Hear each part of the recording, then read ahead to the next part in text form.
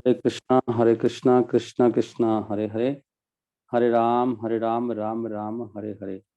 तो जो पुराणों के वो श्लोक हैं जो बहुत महत्वपूर्ण हैं, मतलब प्रभुपाद के द्वारा यूज किए हुए जो श्लोक हैं, वो श्लोक मैं अभी बोलूंगा। आप ध्यान से सुनिए। ये बहुत महत्वपूर्ण श्लोक हैं प्रचार के लिए भी, हमारे अपनी साधना के लिए। ये छटे हुए श्लोक हैं पुराणों से, तो आप सुन सकते हैं ध्यान से। ये आदि पुराण का एक श्लोक है जो चैतन्य चरितमृत मध्य लीला 11.28 में इसका उद्धरण दिया हुआ है। ये में भक्त जना पार्था नामे भक्तश्च ते जना मद भक्ता नाम च ये भक्तास ते में भक्ता तमहा मता। ये बहुत ही प्रसिद्ध श्लोक है। भगवान कृष्ण अर्जुन से कह रहे हैं आदि पुराण में कि हे अर्जुन, ये में भक्ता जना पार्था, जो लोग कहते हैं कि मैं कृष्ण का भक्त हूँ, ना में भक्तास्ते ते जना, वो मेरे भक्त नहीं है। बहुत महत्वपूर्ण बात है ये। मेरा मन तो बिल्कुल कृष्ण से मैं बातें करता हूँ ना, ऐसे बहुत कई बार लोग बोलते हैं। भगवान कह रहे हैं you are not my devotee. मद भक्त गुरु से बात करो ना भाई। हाँ, आपका आपका मालिक कौन है? कोई वैष्णव, वैष्णव से बात करो। भगवान से बातें करना छोड़ दो अभी आप। भगवान कह रहे हैं मद भक्ता नाम चाहिए भक्ता, लेकिन जो मेरे भक्तों के भक्त हैं, जो गुरु के पास जाता है, गुरु से ही, गुरु को जाके सलाह नहीं देता है, गुरु से पूछता है गुरुदेव आज्ञा क्या है मेरे लिए। ये नहीं है गुरु जी मेरे मन में ये आ रहा है वो आ रहा है, ये नहीं। सब मैं ऐसे सोच रहा हूँ, सोचो मत, डोंट थिंक, ऑर्डर लीजिए खाली। भगवान कह रहे हैं मद भक्ता नाम च ये भक्ता ते में भक्ता तमा बता तमहा मता। जो मेरे भक्तों के भक्त हैं वही मेरे उत्तम भक्त हैं, अत्यंत उत्तम भक्त। मतहा, ये मेरा मत है। जो मेरे प्रत्यक्ष भक्त हैं वे वास्तव में मेरे भक्त नहीं हैं, किंतु जो मेरे भक्तों के भक्त हैं वे सचमुच मेरे भक्त हैं। ये इसका मतलब है आदि पुराण। एक श्लोक अभी ब्रह्म वैवर्त पुराण से, कृष्ण जन्म खंड 185.180। ये श्लोक चैतन्य चरितमृत आदि लीला 17वां अध्याय 164 में उद्धृत है। ये सारे श्लोक मतलब हमारे वो श्लोक हैं पुराणों से निकाल निकाल के। आचार्यों का काम है सारे ग्रंथों के निष्कर्ष सुनाना। ग्रंथों में सभी लोगों के लिए श्लोक हैं, चाहे असुर है उसके लिए भी है, इसलिए ये नहीं हर श्लोक मेरे लिए है। मेरे लिए क्या है? वो निष्कर्ष है, निष्कर्ष सुनना चाहिए। निष्कर्ष क्या है? कलयुग के बारे में। कलयुग में 5 चीजें वर्जित हैं। कौन कौन सी? इस कलयुग में 5 कर्म वर्जित हैं। अश्वमेध यज्ञ करना, गोमेध यज्ञ करना, संन्यास ग्रहण करना, पूर्वजों को मांस का पिंडदान देना, तथा अपने भाई की पत्नी से पुत्र उत्पन्न करना। मतलब पहले के युगों में ऐसा हो सकता था, अभी इस युग में ऐसे नहीं है कि भाई की पत्नी से शादी कर लो आप। अश्वमेध यज्ञ करना, ये भगवान बता रहे हैं कि गोमेध, ये साथ भगवान काजी से जब बात कर रहे थे कि तुम गायों का कैसे वो कर सकते हो। नहीं, ये 5 चीजें हैं। गोमेध यज्ञ करना, पहले से ब्राह्मण होते थे जो गाय को यज्ञ, गाय को क्या बोलते हैं उसको, बलिदान करके वो गाय को नया जीवन दे सकते थे। गाय गई, बूढ़ी गाय जो बिल्कुल बेकार है, उनका जीवन भी है, उनको बलिदान किया और उनको मनुष्य का जीवन दे दिया। ऐसे ब्राह्मण थे, अभी ऐसे ब्राह्मण नहीं है। तो इसलिए शास्त्रों में ऐसे भी थे, वो कभी अपने मंत्रों को टेस्टिंग करते थे। अश्वमेधम गवालंभम संन्यासम पल पैतृकम देवरेण सुत उत्पत्ति कलौ पंच विवर्जियेत। देवरेण, देवर लिखा है यहाँ पे ना, देव, देव के देवर, देवर के द्वारा संतान उत्पत्ति करना। कलहु पंच विवर्जियेत, ये 5 चीज वर्जित हैं। अश्वमेधम और गौ आलंभम, गौ आलंभ मतलब गौओं का वध। संन्यासम, संन्यास लेना। इसलिए अभी हमारी संस्था में जो संन्यास होता है इस तरह का नहीं होता जैसे शास्त्रों में दिया हुआ है। वो संभव भी नहीं है कलयुग में। अभी ये वैष्णव संन्यास है प्रचार के लिए। संन्यास के इतने कड़े नियम हैं कि अब कांप जाएगी रूह भी ना, इतने कड़े नियम है संन्यास के। पल पैतृकम, पितरों को मांस चढ़ाना। पल पैतृकम, पितरों को मांस चढ़ाना। और देवरेण सुतपत्ति, ये 5 चीज वर्जित हैं। ब्रह्मवर्त पुराण से एक श्लोक आ रहा भी, उसमें लिखा है कि 84 लाख योनियों में क्रमिक विकास के द्वारा उत्क्रांति होकर जीव को मनुष्य जन्म प्राप्त होता है। यहाँ पर यह वर्णन है 84 लाख योनियों में क्रमिक विकास के द्वारा, इतना मुश्किल से मनुष्य जीवन मिलता है। यह मनुष्य शरीर वे मूर्ख अभिमानी लोग व्यर्थ गंवा देते हैं जो गोविंद के पाद पद्यों का आश्रय नहीं लेते। पाद पद्य, पाद पद्य क्या है? भगवान के चरण कमल, जो इनका आश्रय नहीं लेते उनका जीवन, मनुष्य जीवन खराब हो जाता है। ये श्लोक आ रहा ब्रह्म वैवर्त पुराण में। अशीतिम अशीतिम चतुर्चैव, अशीतिम चतुर्चैव, अशीतिम मतलब 80, चतुर माने 4, 80 और 4 कितने हो गए? 84। एव लक्षान, उतने लाख, लक्षान माने लाख, तान जीव जातेसु, अलग अलग जीव योनियों में, भ्रमद भी भटकने वाले पुरुष ही, भोग इच्छुक जीवों द्वारा। पुरुष, उसको पुरुष का मतलब होता है भोक्ता, पुरुष शब्द का मतलब ही भोक्ता है, इसलिए भगवान को पुरुष कहते हैं। भगवान इसलिए भोक्ता है, हम नकली पुरुष हैं। जो पुरुष है स्त्री है, स्त्री उसको भोग में हेल्प करती है, ये नकली भोग वाले लोग हैं। पुरुष का लगा भोग इच्छुक जीवों द्वारा, पुरुष ही, प्राप्या प्राप्त, मानुष्यम मनुष्य का यह जन्म, जन्म पर्ययात उत्क्रांति चक्र के बाद मिलने वाला जन्म पर्ययात, ये मनुष्य जीवन, तद अपि आफलताम, ये बिना फल के हो जाता है, वो भी आफलताम बिना फल के हो जाता है, ये जाता हो जाता है।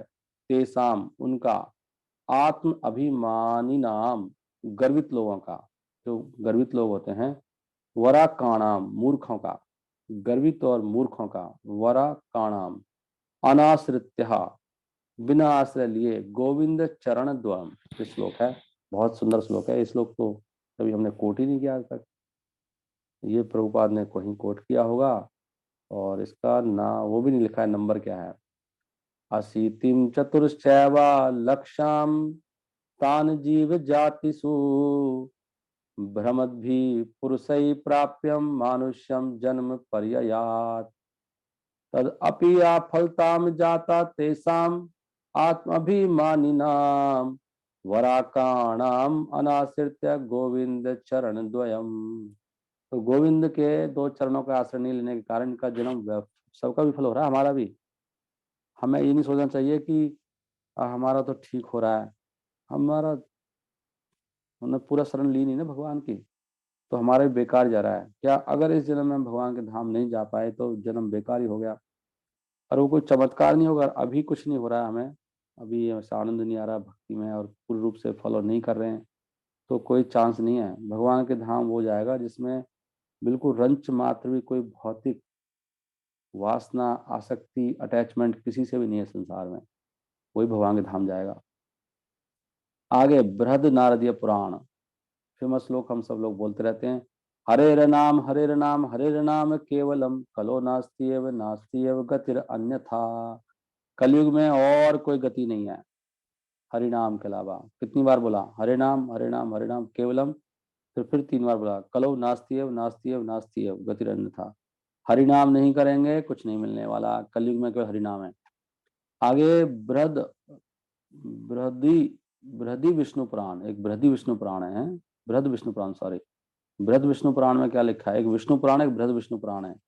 और ये कौन सा पुराण था जो हमने भी श्लोक कोट किया? यह है बृहद नारदीय, ये नारदीय पुराण है। बृहद होता है बहुत बड़ा, बड़ा पुराण है नारदीय पुराण। इसमें बोला गया ये 3.8.126 था हरे नाम वाला।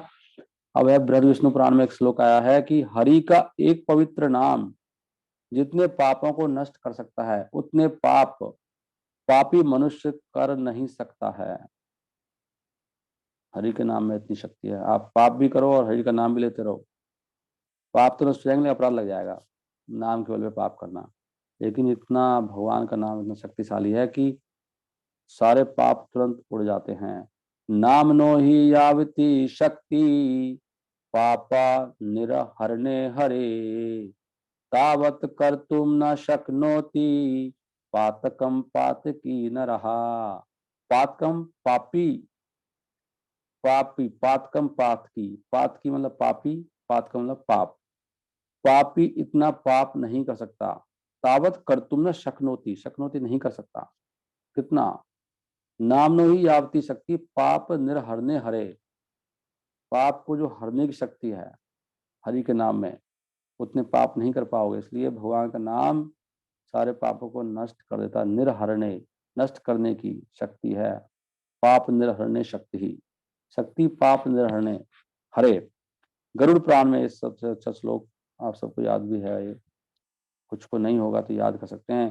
ओम पवित्र पवित्रो वा सर्व अवस्थाम गतो अपि वा, या सम्रेत पुंडरीकाक्षम सा बाह्याभ्यंतरः शुचि।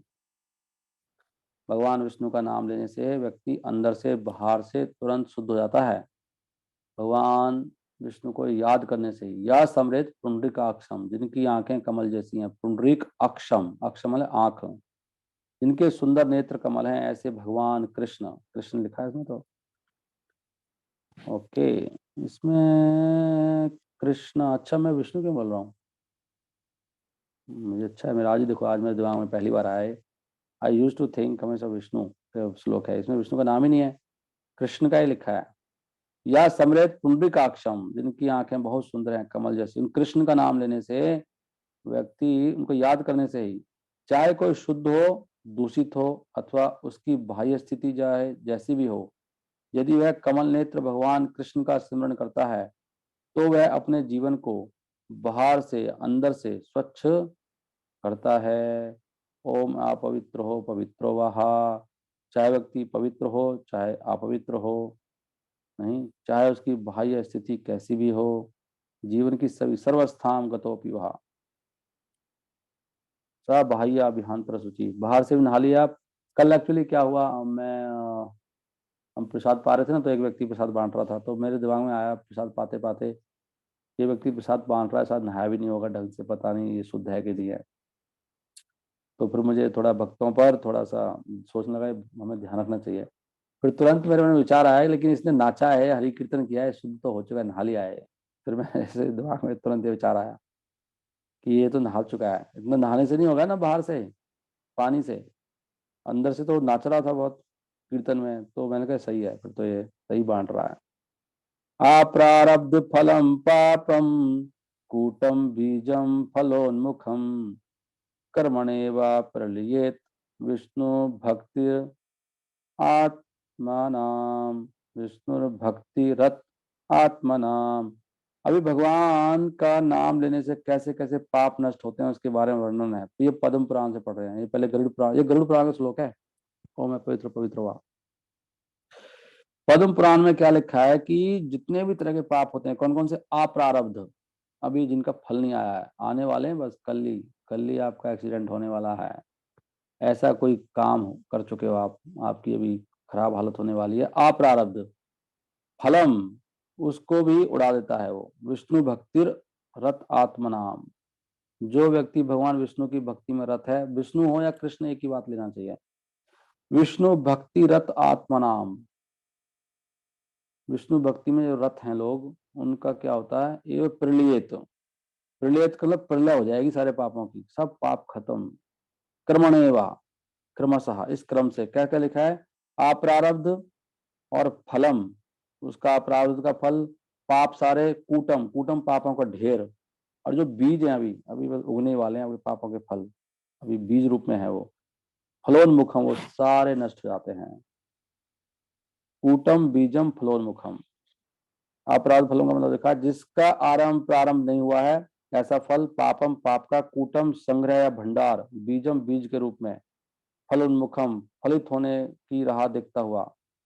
फलोन्मुखम का बस आ ही गया आपके सामने, ये तो आज हो गया, सामने आ ही गया है, अभी जिंदगी में आ ही गया वो फल, वो भी नष्ट हो जाएगा। सब तरह के पाप नष्ट हो जाते हैं विष्णु की भक्ति में रत होने से। रत होना पड़ेगा लेकिन, हर स्थिति में भगवान विष्णु की भक्ति में रत होने पर ये सभी प्रकार के पापों के फल विनष्ट हो जाते हैं। हरि हरि बोल। इसलिए समस्या भी आए तो माला उठाइए और जोर जोर से जप करिए, सारे पाप उड़नछू हो जाते हैं। यहाँ पे लिखा है हर स्थिति में भगवान की भक्ति में रत होने पर। हरे कृष्णा कृष्ण कृष्ण हरे हरे, हरे रामा राम राम हरे हरे। अब सुनिए, बहुत ही महत्वपूर्ण श्लोक आ रहा है आपके लिए पद्म पुराण से। पद्म पुराण बहुत ही अच्छे अच्छे श्लोक हैं, ये बिल्कुल शुद्ध पुराण सा है। पद्म पुराण है। अर्चे विष्णु शिलाधि गुरुसु नरमति वैष्णवे जाति बुद्धि। कौन कौन नरक जाएगा भक्ति माने के बाद भी? सुन लो। जो भगवान के विग्रह को मंदिर में सोचता है कि वो तो खाली पत्थर है, पत्थर की तो है, वो तो हम मान रहे हैं इनको, ऐसे थोड़ी है भगवान है तो भैया हमने तो रखे हैं वहां पे। अर्चे विष्णु शिलाधि, जिनको पत्थर मानता है और गुरु को सिंपल मनुष्य मानता है, उसके साथ डीलिंग करता है जैसे मनुष्य है, ऑर्डिनरी आदमी। गुरुसु नरमति, गुरु भी नर है, नरी तो है। 2 साल पहले ही तो आया भक्ति में, 15 साल, कितने साल पहले आ गया? 20 साल, 25 साल, क्या हो गया फिर? है तो हमारे जैसे ही। जो ऐसे मानता है गुरुसु नरमति वैष्णव जा, और वैष्णव जो वैष्णव को देख के ये पंजाबी है, बनिया है, ये है, ये ऐसी है, वैसा है, बनती है ज्यादा, ऐसा सोचता है। वैष्णव जाति बुद्धि, पंजाबी है ना तभी तो ऐसे कर रही है, हाँ, ऐसी जाति बुद्धि करता है। क्या होता है उसका? विष्णु लास्ट में लिखा है वह नारकी सहा, ये वो लोग सब नरक में जाने वाले हैं। उसके शब्द पढ़ने पड़ेंगे। हरे कृष्णा कृष्ण कृष्ण हरे हरे, हरे रामा राम राम हरे हरे। वैष्णवे जाति बुद्धि हो गया। उसके बाद विष्णु, भगवान विष्णु का, वा अथवा वैष्णवा नाम, वैष्णवों का। कली मल मथने, कली युग के मल का नाशक, पाद तीर्थे, चरण जल अथवा चरण अमृत में अथवा गंगा में। अंबु, अंबु बुद्धि, जल बुद्धि करने वाला, गंगा जी को भी समझ रहा है वो, और भगवान के जो वो है क्या, चरणामृत, उसको भी पानी समझ रहा है। सामान्य जल समझने वाला। श्री विष्णु नामनी मंत्रे, भगवान के मंत्र में, सकल कलुष है, सभी कलमशों का नाश करने वाले में। शब्द सामान्य बुद्धि, सामान्य सद्बुद्धि करने वाला। विष्णु सर्व ईश्वर, इसे सभी ईश्वरों के ईश्वर भगवान विष्णु में। तत् इतर समधि, वे और इतर सभी समान, ऐसी बुद्धि करने वाला। बहुत सारी चीजें हैं इसमें, खाली 3 नहीं है। भगवान विष्णु को बाकी देवताओं के साथ समझना, मैं पढ़ देता हूँ। भगवान विष्णु के विग्रह में शिला बुद्धि करने वाला, अर्थात उसे शिला समझने वाला। आध्यात्मिक गुरु में नर बुद्धि करने वाला, अर्थात उन्हें केवल एक मनुष्य समझने वाला। विष्णु भक्त वैष्णव में जाति बुद्धि करने वाला, अर्थात उसे किसी विशिष्ट जाति का समझने वाला। ये प्रभु जी तो उससे ना नीच जाति के है ना, वो थोड़ा सा ऐसी है, ये जाट है। भगवान विष्णु के अथवा वैष्णवों के कली मल नाशक चरण जल अथवा चरणामृत में अथवा गंगा में जल बुद्धि करने वाला, अर्थात उसे केवल सामान्य जल समझने वाला। पूर्ण पुरुषोत्तम भगवान श्री विष्णु के पवित्र नाम रूपी मंत्र में, अर्थात सभी कल्मशों का नाश करने वाले उस मंत्र में सामान्य शब्द बुद्धि करने वाला, अर्थात उसे सामान्य शब्द ध्वनि समझने वाला। और सभी ईश्वरों के ईश्वर भगवान विष्णु में ऐसी बुद्धि करने वाला कि वे और अन्य सभी समान है। जिसकी ऐसी बुद्धि है वह निश्चित ही नरकवासी ही है। सही है ना? सब आ गया इसमें, देखो कितना बड़ा श्लोक है। अर्चे विष्णु शिलाधीर गुरु शिव नरमति वैष्णवे जाति बुद्धि। विष्णु वा वैष्णवानाम कलिमल मथने पाद तीर्थे अम्बु बुद्धि। श्री विष्णु नामनी मंत्रे सकल कलुष सहे, शब्द सामान्य बुद्धि। विष्णु सर्व ईश्वरे से, तत् इतर समाधिर यस्य वा नारकी सा समधि यस्सा। तत् इतर समधि, तत् इतर समधि, समधि धी माने बुद्धि, जो बाकी अन्य है उनको समान समझ रहा, समधि, समान समझ रहा है। किसको? विष्णु सर्व ईश्वर ईसे, सभी ईश्वरों में सबसे बड़े ईश्वर कौन है? विष्णु। सर्व ईश्वरा ईसे, अच्छा शब्द है, सर्व ईश्वर ईसे, सभी ईश्वरों में सबसे बड़े ईश्वर हैं कौन? विष्णु। सर्व ईश्वर इसे तत् इतर समधि, उसको समान समझता है विष्णु को, नहीं तो वो क्या है? वो नार की अवधि, ये लिखा है पुराणों में, लोग शिव पुराण को लेके आते हैं, वहां पे शिव जी को बड़ा बता रखा है, ये बता रखा है। कंक्लूजन तो यहाँ है, निष्कर्ष देखना चाहिए, निष्कर्ष। वो मूर्खों के लिए लिखा है शिव पुराण, मूर्खों को एक साइड में लगाने के लिए ऐसे भी लिखे जाते हैं। मूर्खों के लिए तो, मूर्खों के लिए तो लिखेंगे भगवान, तो ये नहीं समझ पाते कि मूर्खों के लिए लिखा है, समझदारों के लिए दूसरे पुराण है। शिव जी ने दुर्गा जी से कहा पद्म पुराण में, आराधना नाम सर्वेशाम विष्णु आराधना परम, आराधना नाम सर्वेशाम विष्णु आराधनम परम, विष्णु आराधनम परम, आराधना नाम सर्वेशाम विष्णु आराधनम परम, तस्मात् परतरम देवी तदया नाम सम अर्चनम, सभी आराधनाओं में विष्णु की आराधना सबसे ऊपर है। और विष्णु की आराधना से भी बड़ी एक आराधना है, किसकी है? सुनो ध्यान से, तस्मात् परतरम देवी तदया नाम समर्चनम, जो भगवान के बिल्कुल भगवान जैसे आते हैं उनकी भक्ति करके, उन भक्तों की भक्ति करना भगवान की भक्ति से बड़ी है। समर्चनम, समर्पित पूजा, भगवान विष्णु से संबंधित व्यक्तियों की पूजा भगवान, तस्मात् परतरम देवी, ये शिव जी समझा रहे हैं कि सबसे बड़े इस ब्रह्मांड में भगवान के भक्त हैं, भगवान से बड़े कौन है? भगवान के भक्त। अभी जो व्यक्ति वैष्णव नहीं है उनसे कुछ सुनोगे आप, चाहे वो बहुत अच्छी कथा करते हो, लेकिन वो कृष्ण का भक्त नहीं है, उसके माथे पे कोई तिलक नहीं। कितने सारे बाबा घूम रहे हैं बिना तिलक के, कोई बिंदी टेक लेता है, कोई कुछ टेक लेता है, नहीं। ये जो तिलक है मेरे माथे पर, ये असली तिलक है, शास्त्र में दिया हुआ है, ऊर्ध्व पुंड्र। ये भगवान का अंगूठा है ऊपर, है ना, भगवान का कमल जैसा, नीचे उस पर तुलसी चढ़ाई हुई है, ये विष्णु का तिलक है, कृष्ण का। ये वैष्णव है, तो दिखाई दे रहा है उसने तिलक ही लगा रखा, इसी से पहचान लो। उसकी बात में कोई कृष्ण विष्णु नहीं। ऐसे लोगों से सुनने से व्यक्ति नरक में जाता है। वो जहर पीता, जहर। कथा सुन, कथा हो रही है पड़ोस में, गांव में करवा रहे हैं भैया, गांव वाले कथा करवा रहे हैं, मरोगे सुन के, इसमें लिख रहा है ऐसे। वो जहर है, सांप है वो आदमी जो सुना रहा कथा आपको। शास्त्र कह रहे, मैं नहीं कह रहा। आ वैष्णवो मुख उदगीर्णम, आ वैष्णव, वैष्णव नहीं है, और मुख उदगीर्णम, उसके मुख से क्या निकला है? मुख से निकले हुए शब्द, मुख से निकलने वाला, पूतम हरि कथा अमृतम, बहुत पवित्र कथा है कह रहा हो, सुना रहा है, बड़ी बड़ी भागवतम से सुना रहा है वो। पूतम हरि कथा, ऐसा लग रहा है अमृत सुना रहा है, अमृत जैसा लग रहा है वो, क्योंकि वो पेशेवर होते हैं और बड़े संगीतकार होते हैं, अच्छे अच्छे, उनके उनका ढंग ऐसा होता है, लगता भी इतना मधुर है, आंसू भी निकल आते हैं आपके, लेकिन फिर भी मरोगे। शरणम नैव कर्तव्यम, उनसे नहीं सुनना चाहिए। सर्प उच्छिष्टम यथा पया, वो ऐसे है जैसे कि अमृत लग रहा है, अमृत में सांप ने डंक मारा है, दूध है, दूध पिला रहे हैं आपको इतना अच्छा। सर्प उच्छिष्टम, सर्प ने लेकिन उसको छू लिया है, वो व्यक्ति सर्प है जो कथा सुना रहा है, उसके मुख से निकलने के कारण वो जहर बन चुकी है कथा, वो अमृत, पूतम हरि कथा अमृतम, इतनी पवित्र कथा भी जहर बन गई, ऐसे हो सकता है? हो सकता है, शास्त्र कह रहे हैं। इसलिए हम सबसे नहीं सुनते, इवन अपनी संस्था में बहुत सारे लोग बहुत कुछ बोलते हैं, एक भी बात गलत बोलते हैं, नहीं सुनना चाहिए।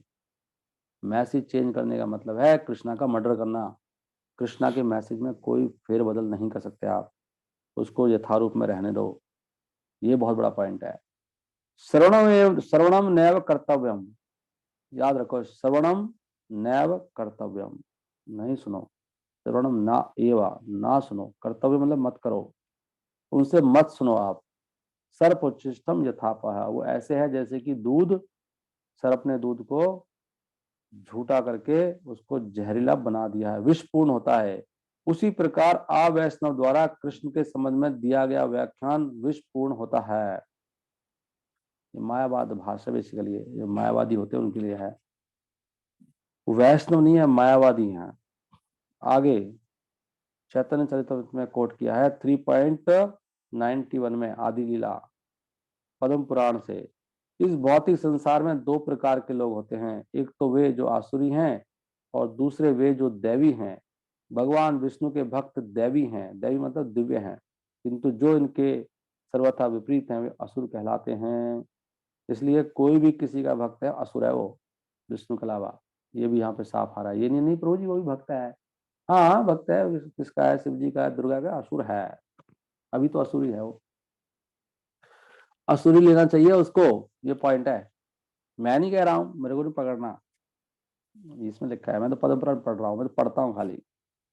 द्वौ भूत सर्गो लोके अस्मिन देव असुर एव चा विष्णु भक्ता स्मृतो देवा आसुर तद आसुर तत विपर्यया।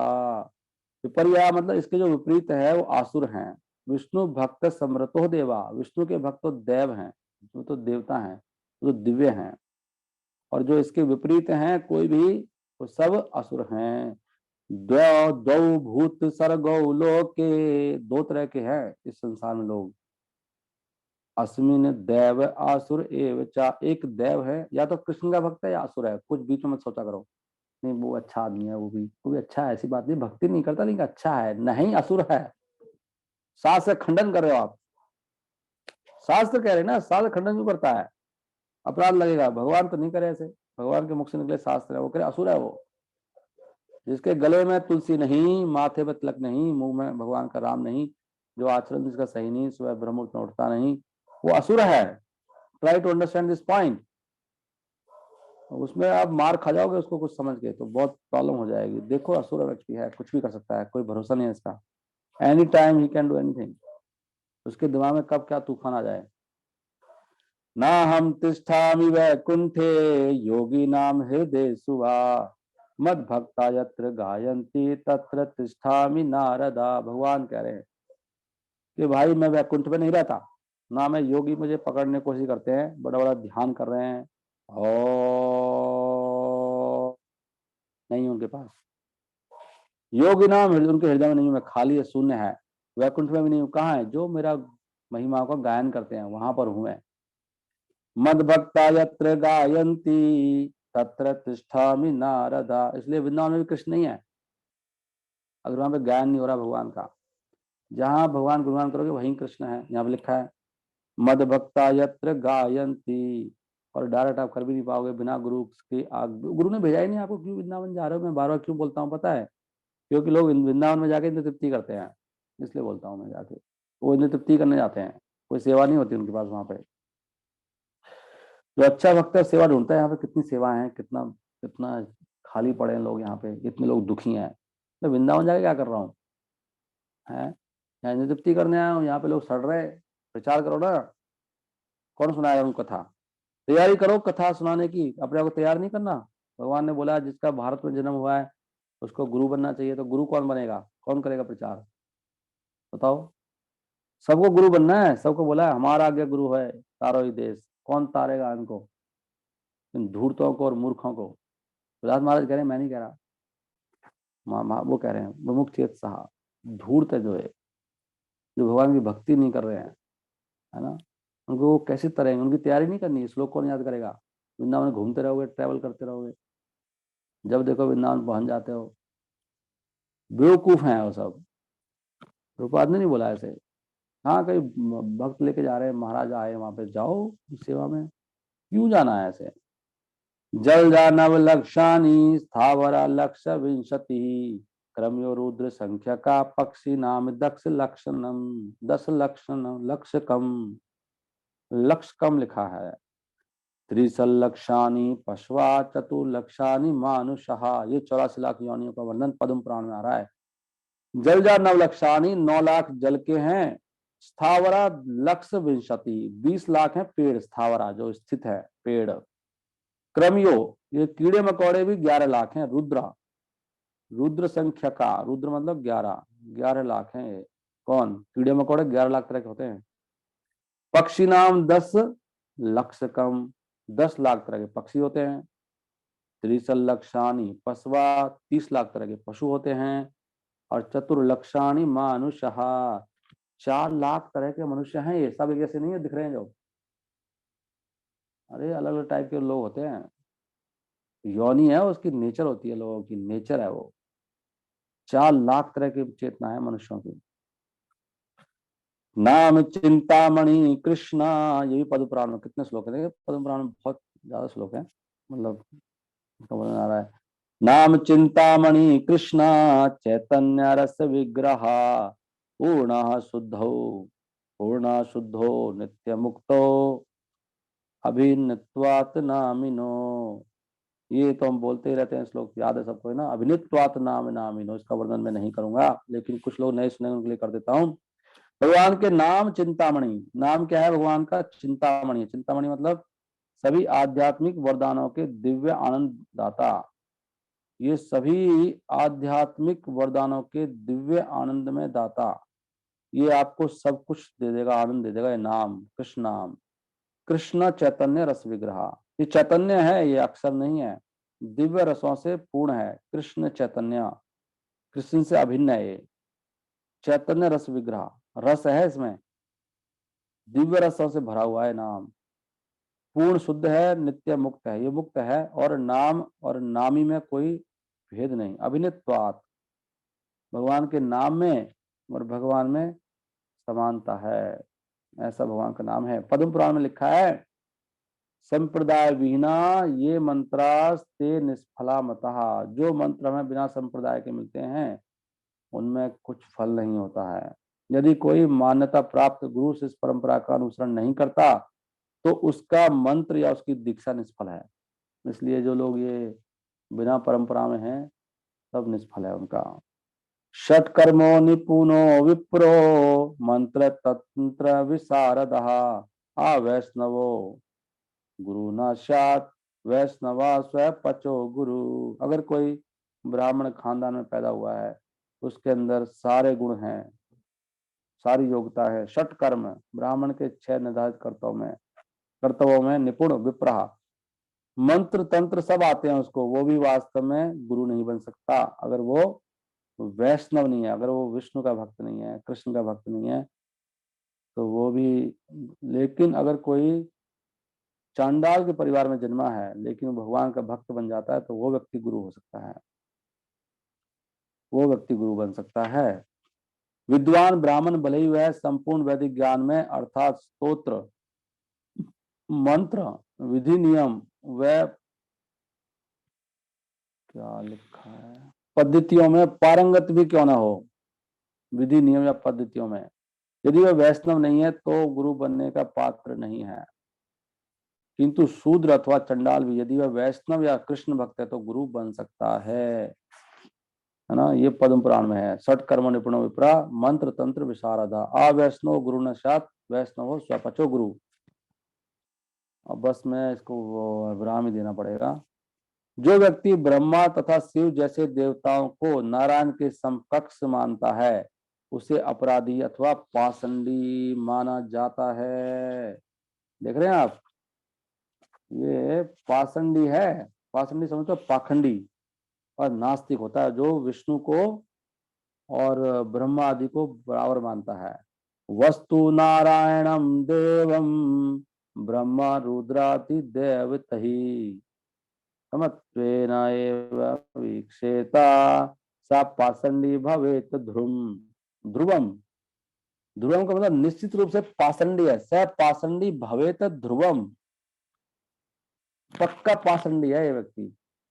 समत्व समत्व एव एनेवा, समत्वेन समत्वेन एवा, जो उसको बराबर मान रहा है, समत्वेन एवा निसंदेह है, वीक से जो देखता है। स पाषंडी भवेत ध्रुवम, यस तू नारायणम, नारायण को, और देवम,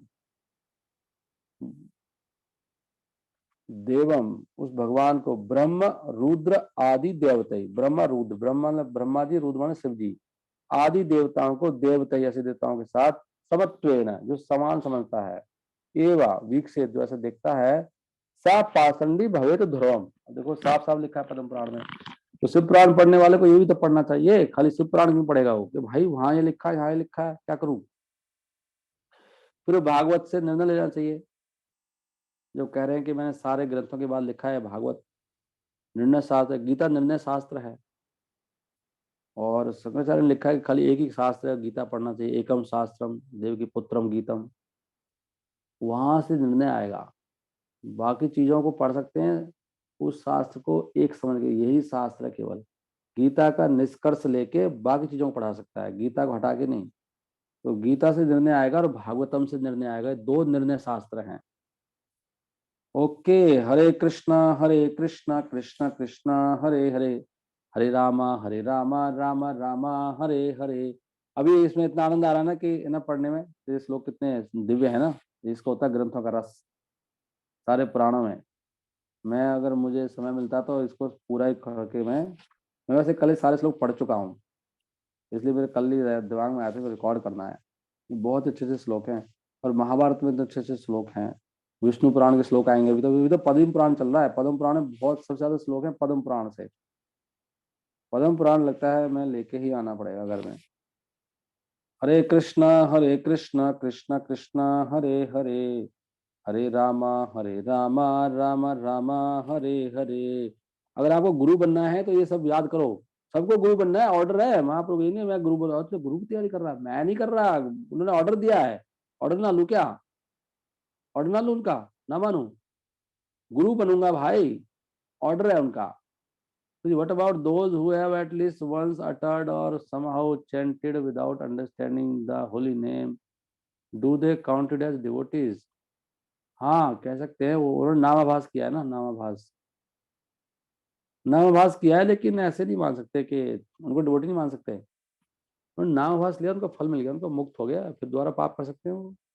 डिवोटी उनको बोलते हैं जिनको अंडरस्टैंडिंग है कृष्ण है मैं इनका दास हूँ, उसको बोला गया है वहां पे। वो उसका मतलब ही ये है जो आप पूछ रहे हो ना क्वेश्चन। जब महाप्रभु ने कहा ना एक बार जो कृष्ण नाम ले वो डिवोटी है, उसके लिए बोला जिसको अंडरस्टैंडिंग है कृष्ण कौन है और मैं कौन हूँ। और जब उसने नाम ले लिया उसके लिए बोला है वो। ऐसे कैसे डिवोटी बन जाएगा वो? ऐसे तो आप सब मार खा जाओगे।